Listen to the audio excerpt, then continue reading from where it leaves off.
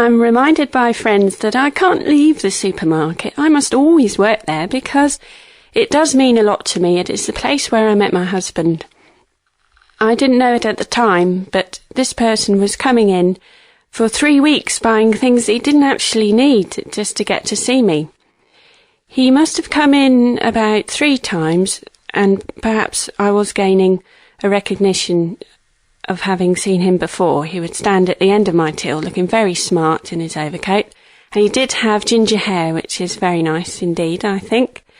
And he purchased some items. He went to pay for them with what should have been his access card, but he gave me his library card instead. They're both green. He was apologetic. I reassured him that there was no problem, sort of thing that might happen every day. And we got talking about travel, and he said that it was always nice to meet people interested in travel. I had told him that I had plans possibly to go to New Zealand, but work wasn't really willing to let me go. So he said about a cheap deal that you can get with various travel agents, and one in particular. He said that he would bring me in their number. I didn't really think much more about this, but he did come in the following week with a letter for me, which I thought would just have the number in. And I waited until I opened it, until supper time that day.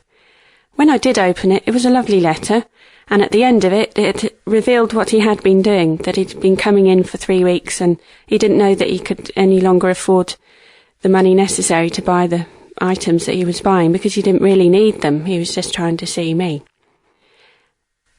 It said about ringing me if I wanted to discuss travel further. I spoke to a colleague about whether or not I should ring straight away or leave it, but I think I knew that I was keen to see him again maybe and speak further to him. But all the time I wasn't really aware of possibly how intense his feelings were.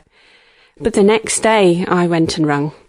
I rang him as soon as I'd said goodbye to 2 friends that I'd had round, trying to get them to become friends with the common interest that they had in cycling. I said goodbye to them and I picked up the phone straight away.